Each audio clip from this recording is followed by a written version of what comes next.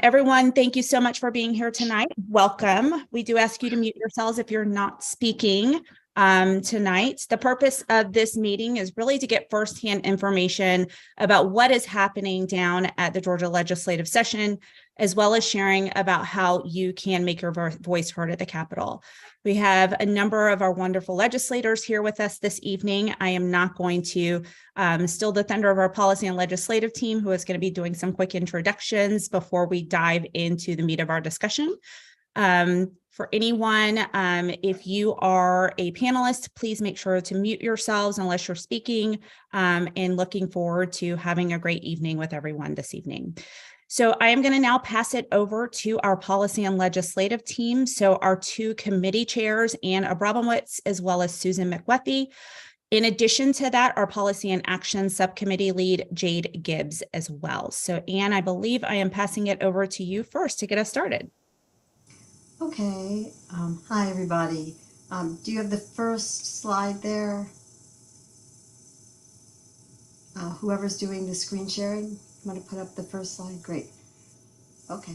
So what I'm going to do is a very quick refresher on the steps for a bill becoming a law, and I'm going to use as a reference Senate Bill 140, the transgender bill, as an example so that I can illustrate how it goes through the process. And what I'm going to talk about is different intervention points, or points where activists are likely to get involved and with whom. So to start, some legislator announces a bill. In the case of Senate Bill 140, it was Senator Cardin Summers, and there followed 21 more Senate sponsors. That's always not a good thing.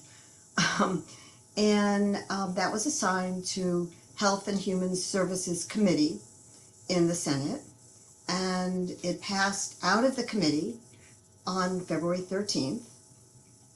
So if there were an action alert early on, before the bill had passed out of committee, we citizens would be alerted to speak with members of that committee, urging them not to pass the bill. Once it is passed out of the committee, it's going to be voted on in its originating chamber. So in this case, it's the Senate. I think you all probably know all this, but I think it's good as a refresher. So bear with me. It does need to pass in that chamber, in the Senate chamber in this case, before crossover day, normally, although there are exceptions to that.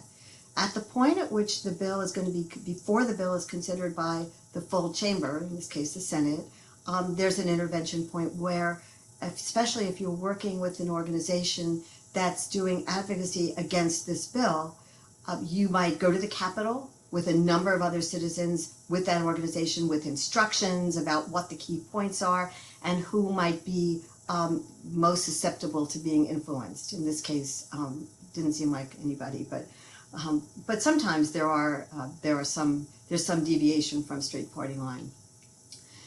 And then the bill, unfortunately, in this case, passes that chamber and passes over to the next chamber, which is, of course, the House. If I could see the next slide. And that bill goes to a committee in the House. And in this case, it went to House Public Health Committee. And yesterday, it passed out of that chamber, as people may have been following that. And so now it's going to go to the Rules Committee in the House, which is going to pass it on to a full floor vote. So there was a brief opportunity after crossover day to speak with members of that committee, of the House Public Health Committee.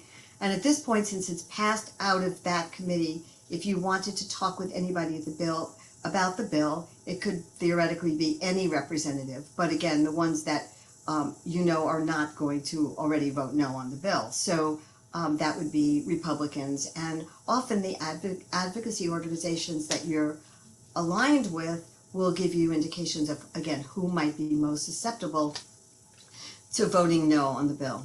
And then if the bill passes the House, which it does look like this one will, but everyone will do their best for it not to pass the House, then it goes to the governor's desk to sign, and the governor has 40 days in which to do that. So that's a summary, and I'm just going to tell you exactly currently what the action alert is. If you remember that you got an action alert from our committee this weekend, there were 5 bills that we alerted you to where they were and what's wrong with them. So there were the bill expanding the bail requirements. There were a couple of bad election bills. These all originated in the Senate. Senate's having a lot of bad behavior this session. Transgender bills, there were 2, and the one that passed out was expected to, and the language still, it got changed some in the subcommittee, in the House committee, and it could be changed again. So it could be made worse. But as long as there's a transgender bill, there's not much way that it could be better. It's just bad. There's another bad, it's a voucher bill, which was amended, but it still would give any parent whose school is in the lowest 25 percentile for academic performance, would give any parent who applies for it $6,000 to educate their child privately. Very bad bill for public education. And then we told you about one bad bill coming from the House, and that was the prosecutorial oversight bill. So where the Senate Bill 140 is right now, and the senators may have lots more to say about that, but right now Georgia Equality is having a day at the Capitol tomorrow. So if anybody's interested in going to the Capitol, you could join their advocacy effort, and they give you all the talking points and suggestions about who you might want to call out on the ropes and speak to. So that's it for me, unless there are questions. Awesome. Thank you so much, Anne, for sharing that. Hopefully that was helpful. I'm actually going to pass it now over to Jade Gibbs, who is going to introduce our legislators. Looks like we have Senator Sally Harrell, Representative Longtran, and also we've got a couple more of our folks that are going to be joining us over the next hour. So Jade, I'm going to pass it over to you. Oh, well, hi, Brittany. You pretty much introduced her.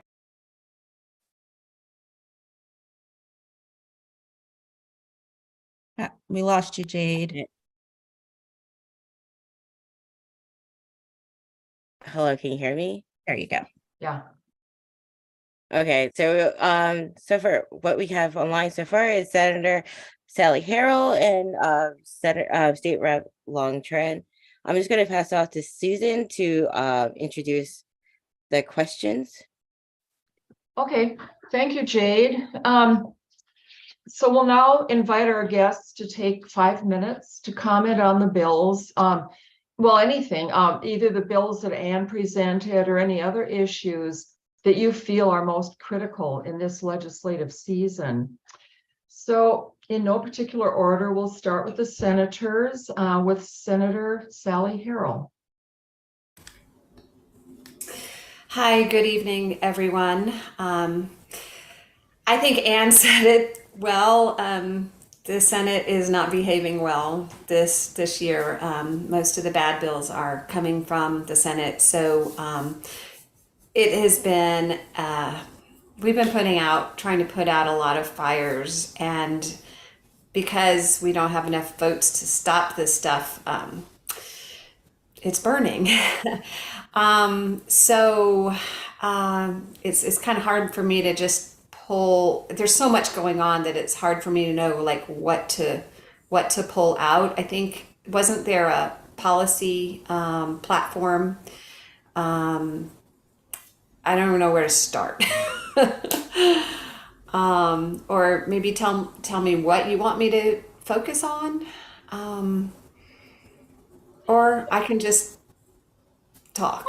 What are you most concerned about? I mean, what I know SB 140 is really at the top of most people's lists, but then there are these other smaller bills that are consequential, but we don't always hear about them. Mm-hmm. Is there anything like that is Oh, there's plenty. I'll start with 140, and then maybe more things will come to my mind. How they changed 140, that's the transgender bill. How they changed it in the House is very interesting, because the amendment is to be able to sue doctors, and this is what kept the Senate on crossover day from voting on the bill sooner in the day, because there was disagreement amongst the senators. There was a senator who wanted to add that amendment in the Senate. And because there are a couple of doctors in the Senate, doctor legislators, who are kind of controlling that bill right now, they don't want doctors to be able to be sued. And so they didn't want that amendment. So that's why we didn't vote on the bill until 10 p.m. was because they had to get rid of that amendment. And the lieutenant governor partway through the day told me he didn't even know if the bill was going to come up because of this disagreement. So the fact that they've put being able to sue doctors on the bill over in the House means that it's going to lose some support in the Senate because of that amendment. So I know we're all thinking this bill is just going to pass, and it probably will, but I'm a little bit hopeful that there could be a big fight and ruckus about whether or not you can sue doctors, and that might slow it down. And if the Senate disagrees with the House and it gets sent to conference committee, then sometimes things get sent to conference committee end up not passing because the work doesn't get done. And so that's my hope right now is that we just now have this disagreement, and that's a good thing.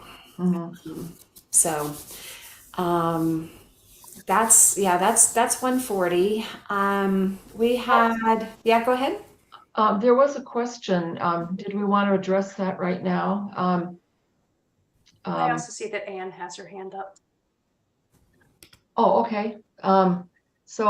We'll start with Anne.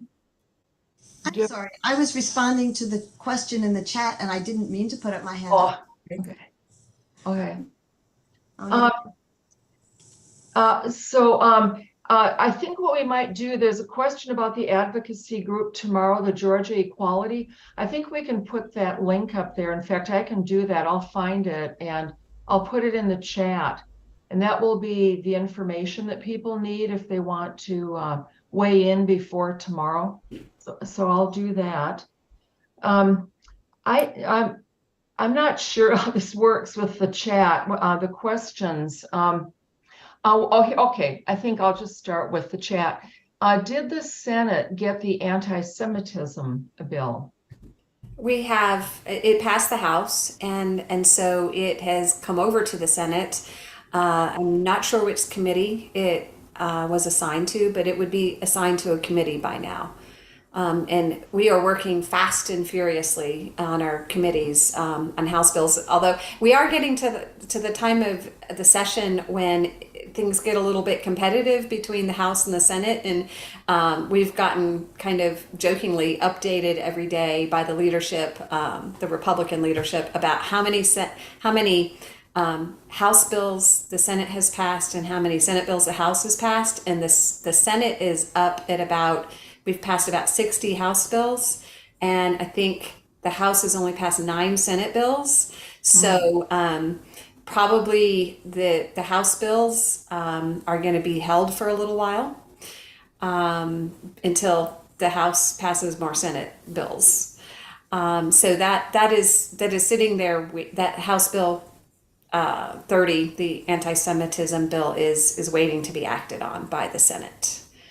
I might mention a couple of specific things I've been working on.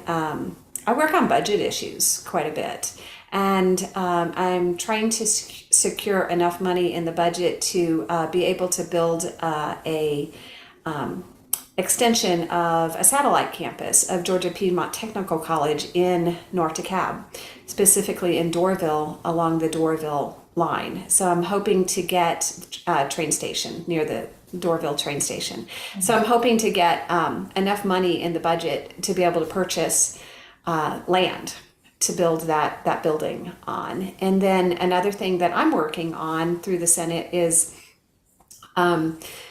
people with disabilities, actually intellectual and developmental disabilities. These are adults after they age out of the school system. They are supposed to qualify for what we call home and community-based Medicaid waivers so that they're not sent to institutions. We're not allowed to do that anymore. So they're supposed to live in their community, and these Medicaid waivers help provide the supports necessary for them to live in their communities. So I'm working on adding wording for a work group into the mental health bill that came over from the House, the Senate bill 520, which is in committee. That's something else. That the new mental health legislation has come over and is actively being worked on in committee right now, and that's where I'm adding the language to take further steps, working on this disability community, and working the budget to get more of these Medicaid waivers funded, because there's 7,000 families on a waiting list for these services.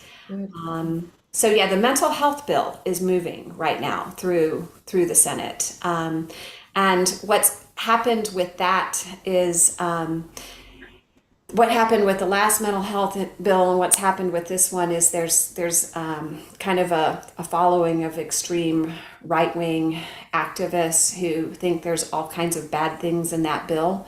And that's one of the reasons the bill is moving very quickly in the Senate right now, is because they're trying to get it passed before these people cause too much trouble. Yeah. Okay, well, thank you very much. We appreciate that. I'll ask Representative Tran to speak to us next, please. Good evening. So I guess I should start with the committees I'm on, and that will help explain the work that I've done so far. So I'm on arts and entertainment, I'm on code revision, and I'm on technology and infrastructure. Code revision has only met once. It's for us to vote on a bill to change email with a hyphen to email with no hyphen. That passed in our committee. The technology and infrastructure is a brand new committee.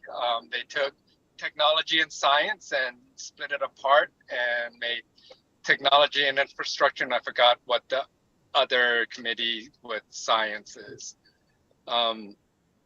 I haven't dropped any bills that I've written so far this session. As a freshman legislator, I've been focused on learning the process. I did co-sponsor a couple bills.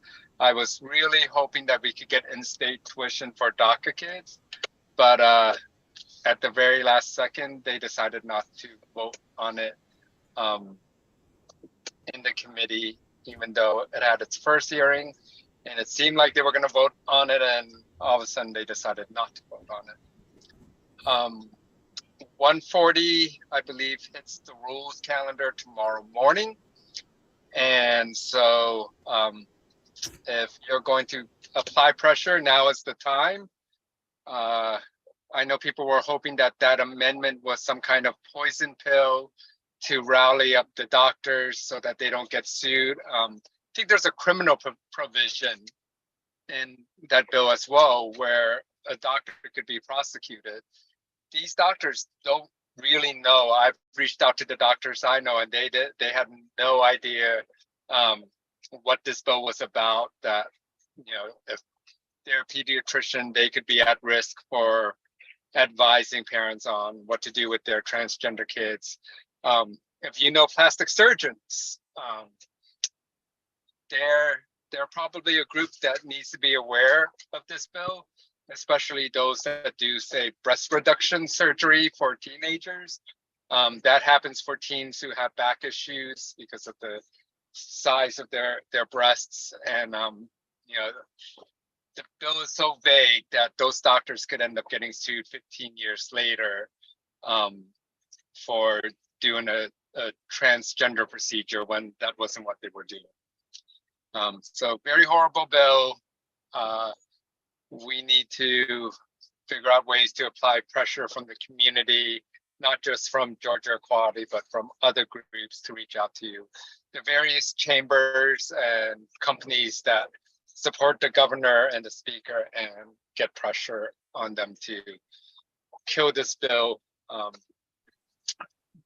Other things, so from an AAPI community standpoint, we've had a lot of bills come through the House that limits, they say it's in the for national security. But when pressed on it, they want to ban foreign nationals from buying property. But it's okay for folks to lease the property. So if, say, I'm from China and I want to buy a piece of property, I'm not allowed to do it, but I'm more than welcome to lease the property. So the whole national security argument goes out the window.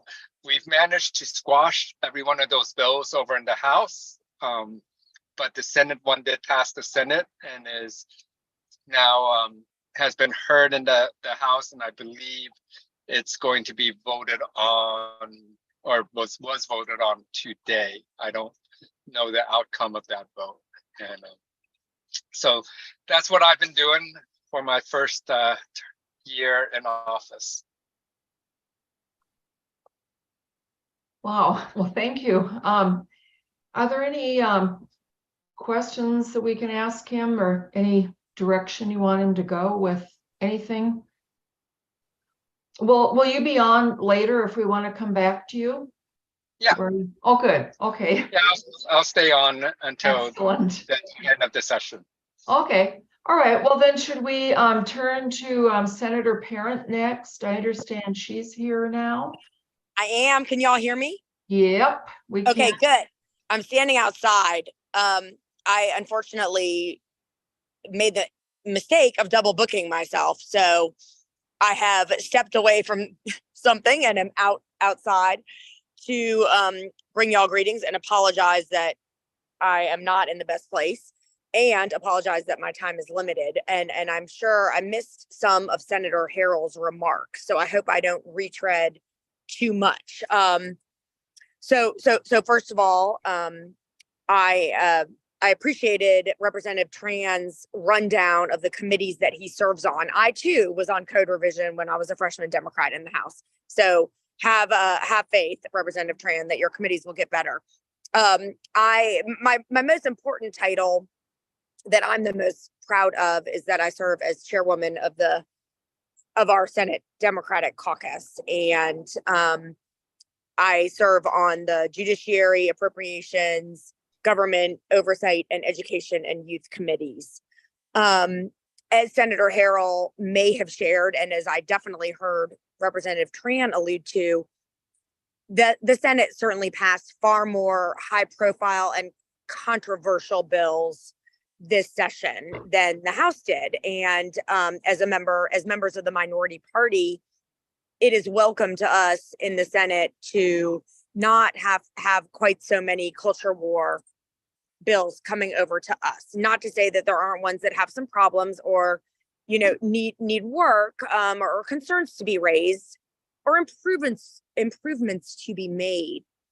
But these, big culture war bills, City of Buckhead, denying transgender children, gender affirming medical care, and other things like that, mostly were a function of the Senate this time.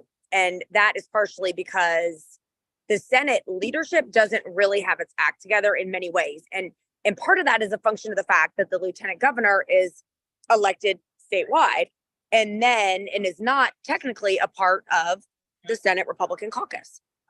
The Senate Republican leaders, though, are elected within that caucus. So there's an automatic tension built in. And the individual, former Senator Burt Jones, who won lieutenant governor, had been sidelined and ostracized by the Senate Republican caucus mostly due to playing footsie with election deniers, and actually being a fake elector, and other various transgressions that had caused him to sort of be cast aside and cost him a chairmanship. Well, he had 4 supporters within that caucus. And when he won, now the 4 supporters all have prime roles, including one of his supporters as chairman of the Rules Committee. And so you can imagine that could create some interesting dynamics and tension, and it has. So I feel like our caucus has done a great job. I feel like we have more opportunity to elevate our voice, given the rift in cohesion on the Senate Republican side. We have so far some good partners in the House where the margins are tighter within between Republicans and Democrats, and where the new speaker over there has tried to tread lightly and not get into the culture war issues. We are hoping that they will kill all of the really bad stuff that we sent. Look, Senator Harrell, for example, has done amazing work on trying to have more money in our budget for waivers for individuals with disabilities, where it has been an absolute scandal the way our state budget has treated those families over the last several decades. And there are many other examples, from state retirees to pre-K for children to the joint federal state program that helps families afford childcare, to the failure to expand Medicaid. And of course, all of you know that I could go on and on. We feel that there are a lot of priorities that need attention that we have been using our voices to elevate.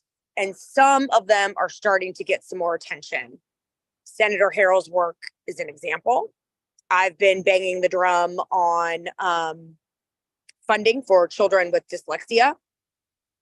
So we are seeing some minor progress as the margins get a little tighter. But there's a lot more work to do. And right now, for example, the tenant protection bill that the House has sent to us, we are the only state without a basically fit for human habitation requirement for lessees. And what they have put in that legislation has no remedy for renters. So we are right now working to strengthen that. But that does give you an example of all the work left to do, that we are, one of the few states that has not adopted a whole host of protections for folks who are renters, who, are particularly, when low income, at serious risk for exploitation. Those are things we have not done. So there's a lot of work to do, but I'm really proud of our team and just very grateful for all of you on the ground and all of the work that you do on a daily basis. We couldn't do it without you. Knowing that you have our backs and support us is incredibly meaningful in these very difficult debates. Well, thank you very much. Any quick questions for Senator Parent? I have one, which this came up earlier. And I know that it's not going anywhere in this session, but the Reproductive Freedom Act, it's so very relevant as we listen to what's going on in Texas, Yes. right now. Is Georgia going to be able to do anything? So it's a great question. I do want to again recognize Senator Harrell, because she's the chief sponsor of that legislation that you referenced, the Reproductive Freedom Act. And today we did get the expected but still distressing ruling out of Texas, striking down the ability to use essentially the abortion pill.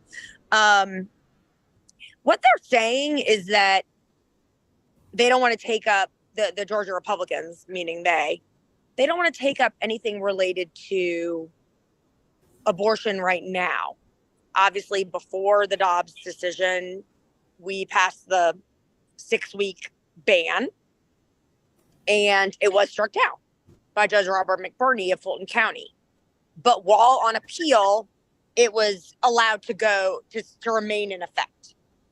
Oral argument on that is going to be within the next few weeks, with a decision expected this summer. And even that won't be the end of the litigation, no matter how it's decided. There's just going to be a lot of battles in a lot of states about reproductive rights for a long time. But what I will say is, to the direct question of will Georgia do anything, they're going to wait and see whether their 6-week ban survives court scrutiny. If it does not, you can bet that there will be an effort to pass it again. But it will be more difficult to pass it again than it even was the first time, when Roe was still the law of the land. And there will be a real opportunity to prevent it from being passed again. So there's plenty of room for advocacy in this space coming forward in the next few years is my guess. Good to know that. Well, yeah, I mean, the margins in the House are tighter. It passed the House. The 6-week ban was a one margin vote before Roe was struck down. But that means like all the folks that are in swingy districts in the suburbs and exurbs, or folks that everyone can remind that the voters in Kansas and everywhere else do not agree with the removal of reproductive choice. Got to get them on to not be willing to cast a vote to reinstate that law if it does get struck down. Mm-hmm. Let's get ready. All right. Thank you very much. Thank y'all. Sorry, I have to run. Okay. Bye. Representative Evans, I saw you, didn't? Yeah. We'd like to hear from you next, please. You are muted.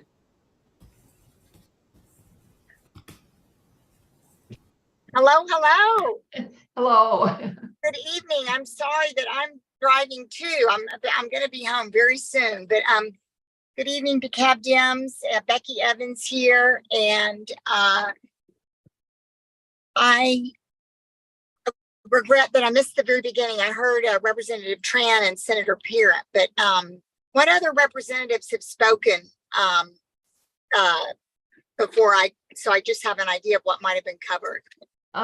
We've heard from Senator Harrell, Senator Parent, and Representative Tran. That's all. Okay. All right. Good. Okay. Yeah. Good. Well, so on the House side, as it's been alluded to, we have not had before crossover. We didn't have as many of the controversial bills, so that was good. I've said it. This has been more of a think for yourself type session for me.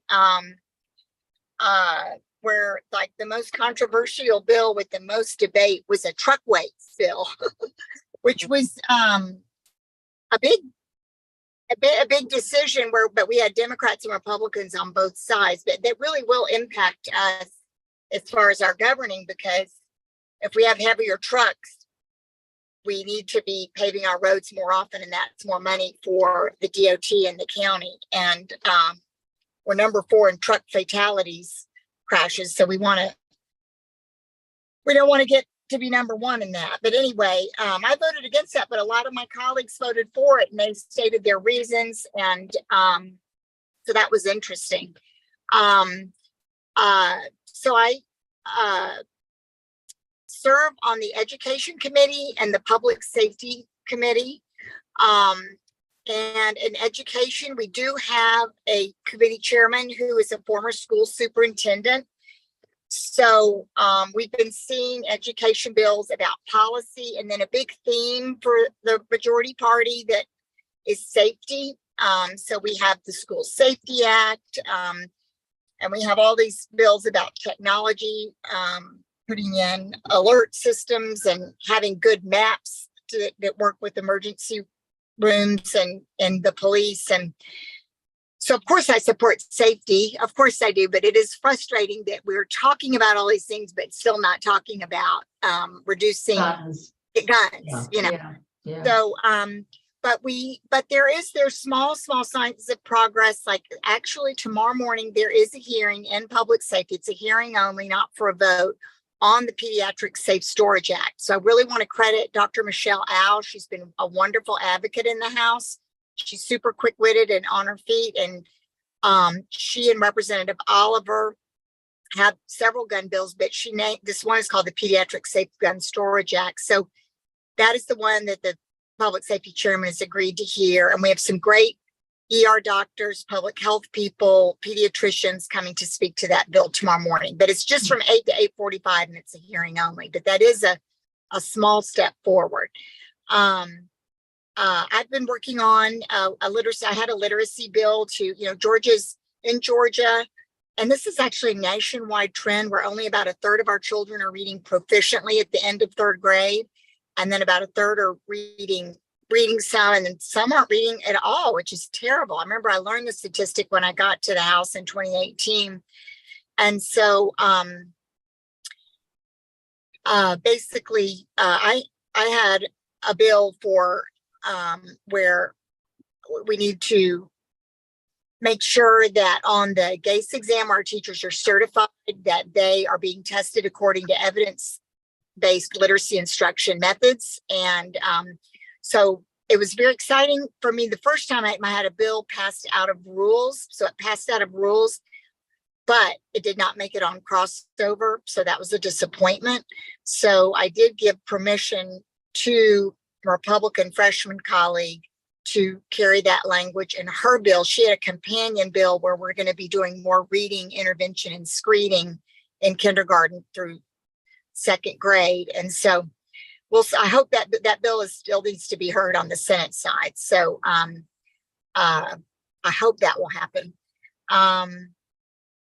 Another role I'm sorry. Yeah. Does that include educating more teachers to identify reading problems? Yes, that's the part of the screening bill that Representative Ballard will be doing. Yes, so that is in House Bill 538. And basically what's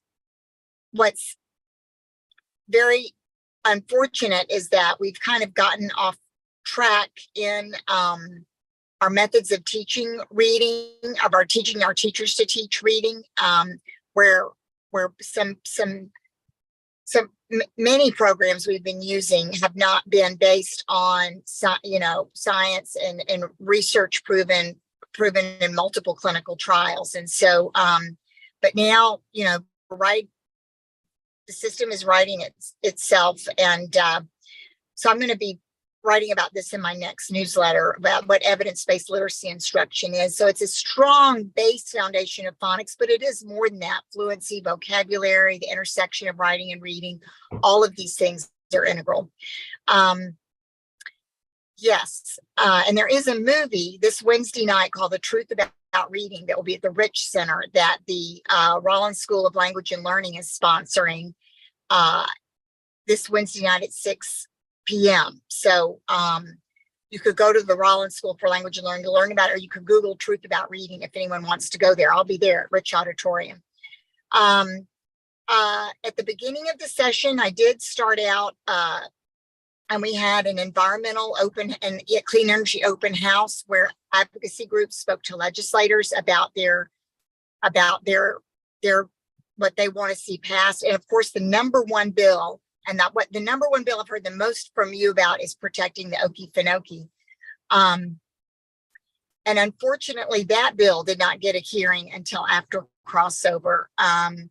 And we just really, public comment is still going on about building this mine at the edge of the Okefenokee, which will be devastating. It's just a very small patch now. And then the bill that was heard today would prevent any future mines from happening, because the company that wants to do this wants to create a much bigger mine. So I'm very much against it. All the public comments basically against it. I hope that the Department of Natural Resources will deny the permit, but I just don't know where that stands right now. So but anyhow, with the environmental legislators, we're going to be having Environmental Justice Day next Wednesday, and we'll have to speak make clear what our priorities are there, because all this legislation just isn't getting heard in the Natural Resources Committee, unfortunately. Let's see. And I do have some other legislation that was just heard, the Burial Purchaser Protection Act. I'm happy to tell you more about that. It was heard in the Agriculture Committee, but it would be something that we would work on for next year. Yeah, so I think those are some of the things. I am an officer of the DeKalb House delegation, and we are very disappointed about what's gone on with the ethics, among the ethics board members. And I will let you know, we are seeking nominations for the 5 open positions for the ethics board. So I sent out an email about that Friday. I'll be including that again if anyone's interested in that. We need great qualified people to apply for that. So I'll just, and then I will bring some senior tax exemption bills. They're really very low. It's for our lower income seniors. They haven't been changed in 30 years. So I'm proud to be carrying those. Yeah, so that's some of the stuff I'm working on. Very good. Thank you so much. Have we taken, is that all of our legislators now, or has anyone else turned up? This gives us a nice. I'm sorry, Representative Shay Roberts is on. Oh, good. Okay, Representative Roberts, can we hear from you, please? Hi, how are you? Sorry, I literally just walked in the door from the Capitol. I'm on two very busy committees. I'm on governmental affairs and I'm on judiciary non-civil. And we tend to go later into the evenings on these two committees, and today was not any different. One bill that I fought hard on for DeKalb County today and was unsuccessful in committee, so y'all just need to be aware of it. Can't even remember the number right now, I'm sorry. It's the elections bill, and it's going to require DeKalb County to give back the $1.5 million that it got for its elections. Yes. Is it 221? Thank you. Yes. Sorry, the numbers just all blur together. It's actually 222. 222. Yeah. Okay. So I made the argument that it was ex post facto law, void, unconstitutional, illegal on its face, that I'm really tired of, us passing bills that we know are going to end up in litigation and cost taxpayers unnecessary money for litigation. So I made all the arguments on the record. We all did. We're filing a minority report, but I just want y'all to be aware. I've been told that it's going to go. So I hate to be the bearer of that bad news. And then on judiciary non-civil, I had to leave because it was a subcommittee, but we did hear, while I was still there, we heard the second prosecutorial oversight bill, which is even worse than the House one that passed, because it allows the governor, the lieutenant governor, speaker to appoint the members of the investigative panel versus the House one. At least it was the Supreme Court. Then they ended up only doing it for hearing only. So I don't know if it will be on our agenda tomorrow for the full committee tomorrow.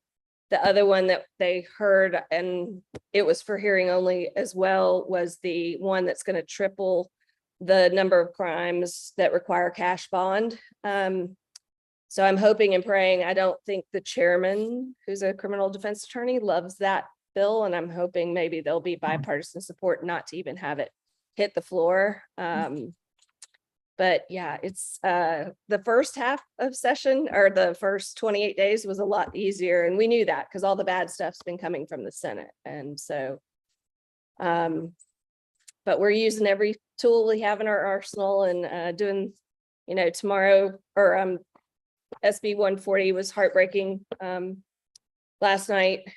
And hopefully we can stop that one. And then Representative Al has her gun bill in the morning, which will she finally got a hearing. It's kind of a fake committee that they've made up, but at least it's a hearing, and they've Mom's Demand and her have lined up a long lineup of speakers that I think will be effective. And at least it's a conversation that they haven't been willing to have previously. So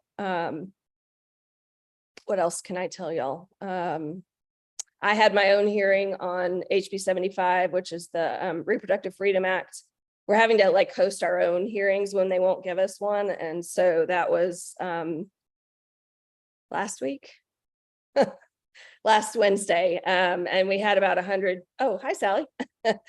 Sally was there with me. We co-chaired the committee because she's the co-sponsor of the Senate bill, and had a great turnout, had some really great testimony, powerful testimony. And it was recorded, so it's on my Facebook page if anybody wants to help push it out or whatever. But we're going to keep staying in their face on this particular issue.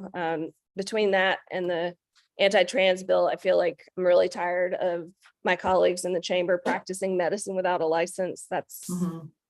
It's really getting old. So that's what I know. Good. I think we have some time for some questions. Did Senator Jones or Representative Draper show up? I don't want to miss. I don't see them. Okay. I'm pretty sure Representative Draper had a dinner that she had to go to work related, Capitol related. So Okay. it's just tough on these nights on weeknights and during session. It's challenging. Oh yeah, and we feel really grateful to have you here. So Well, thank you for being here. Anybody can answer these. I think what I'll do is just look at some of these questions that have and these were going back. We talked about the anti-Semitism bill. Let's see, the Reproductive Freedom Act we have now talked about. This is an interesting question. What can the House do to a bad Senate bill? Is there an easy answer to that? well, I was hopeful because, a third of our chamber is new. We have a new speaker. And I will say there's been more bipartisan work done on the House side than my first term, and some good bills that have gotten out. However, it is clear from some comments even made from the floor that they are getting pressure from their far right base. And so I expect that they're going to have to let some of this through to appease their base is what we're hearing. Yeah. No. So yeah, okay. And we're trying. yeah, good. And any of you who would like to answer, please, just speak up. I'll speak up for a second. Okay. What Representative Roberts just said is they are hearing from their base. That means that it's really important that we remain active and that we remain loud and that I know it feels like it's not doing any good or anything, but you still have to send those emails and you still have to make those phone calls and write those letters and write those postcards because they need to hear from our side because they're hearing from the other side. We have to be just as loud as the other side. So keep up, don't give up. Once you go quiet, you've lost. Yep. We cannot lose. Yeah. So I'll provide an example. I've been working with one of the Republicans to get bills through that will help out with the immigrant community. And he got a letter from the far right base up in Dalton, calling him all kinds of names and that they were ending his career and primarying him. And then I don't know about the Senate side, but every House member, Republican and Democrat, got an anonymous letter threatening all of us a couple of days ago. So the far right base is being very loud and pressuring the Republicans really hard right now. Wow. That's discouraging. I mean, I was originally hearing that the House was not going to act on the transgender bill. But then they are, and that's because there's a far right group lobbying them so hard. Yep. Yeah, it was my understanding that was only supposed to be a hearing, and all of a sudden they decided to do a vote that same day as well. That's right. Like it was hilarious because we were mostly the freshmen. We were running around the Capitol trying to block Republican members from getting to committee meeting. The author of the bill asked the chair to push back the hearing so that he could go find the Republican members of the committee, because at that time, the Dems on the committee outnumbered the Republicans. So a bunch of freshmen went running around the Capitol looking for these guys, trying to stall them because they had a hard stop at 3 o'clock. So if we could have kept them from getting in there by 3 o'clock, they wouldn't have been able to vote, or the Dems would have been able to vote it down. But unfortunately, I think they realized what we were doing, and they got in there during the last 10 minutes of the hearing. Yeah. Thank you. There's another question about, this one says, please explain the possible tracks of HB 161. It will be in subcommittee tomorrow. Where would it go next? And could it possibly survive until next year? It did not cross over. Wait, what was HB 161? Do we know? Sorry, the numbers. Paula, do you want to tell us which one that is? I'm looking it up too. I have no idea.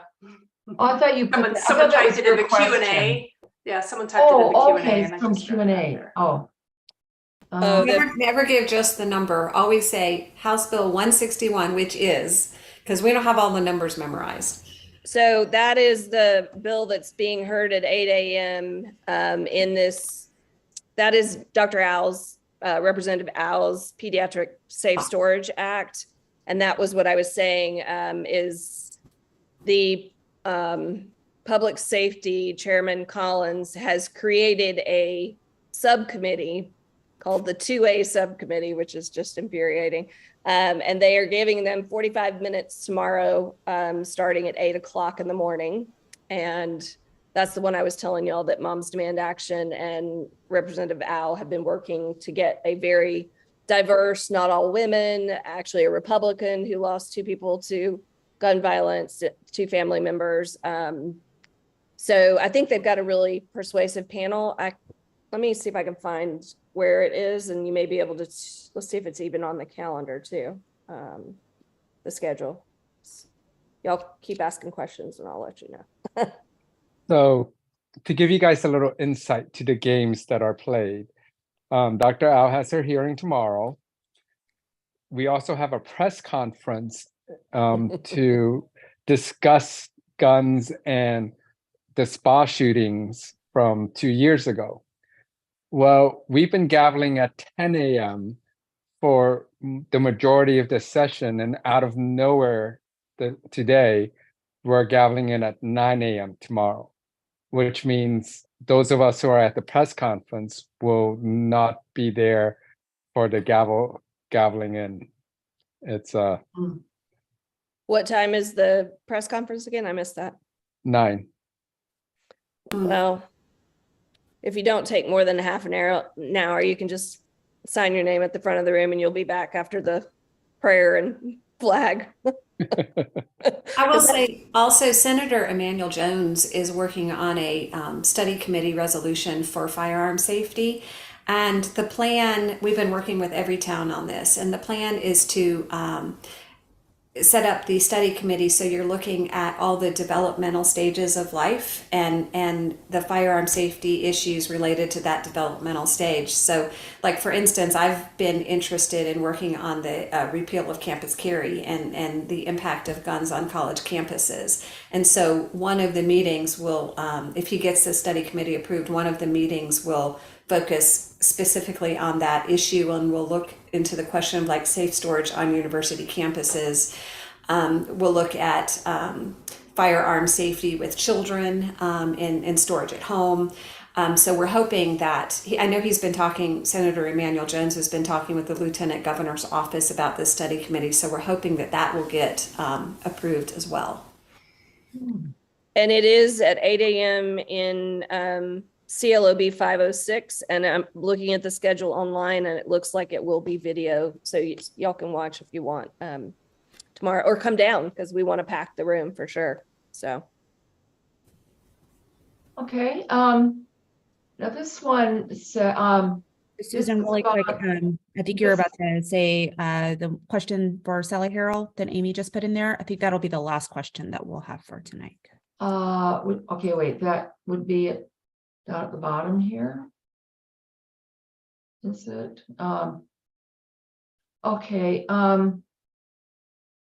Yeah. Given Senator Harrell's comments, could I ask for 140, whether it would be a good idea to target communications to physician members of the Senate, and if so, who are the physicians? Or should we highlight the implications of increased risk to physicians, such as exacerbate care provider shortages in the state? Does that make sense to you?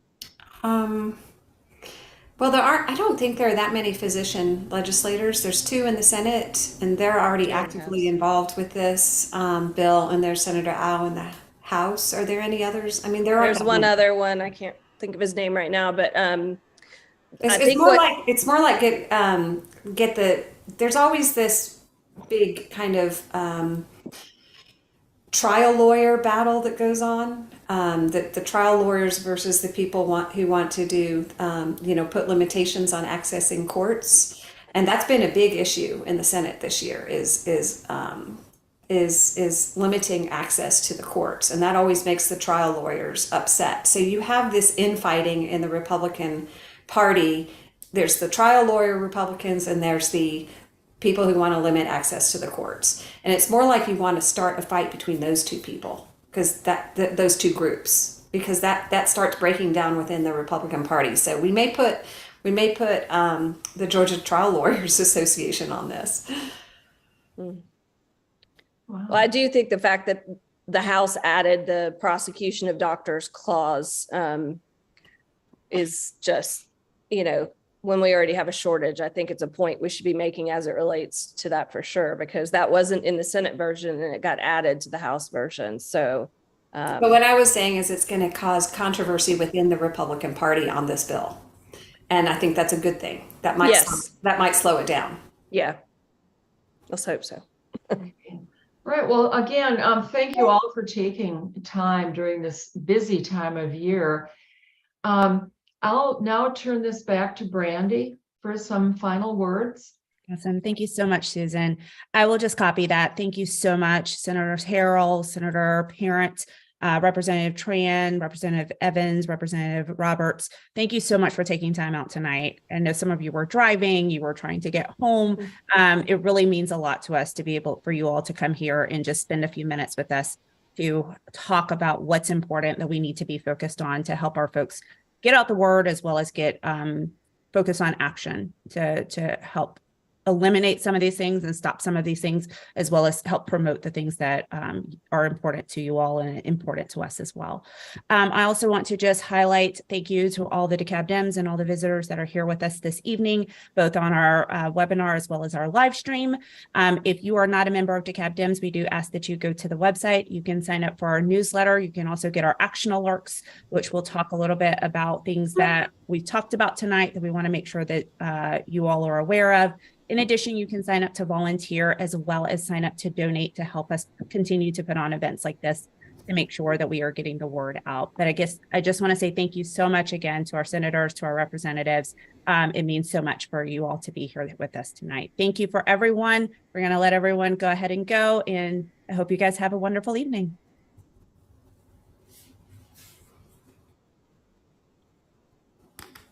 Thanks, everyone.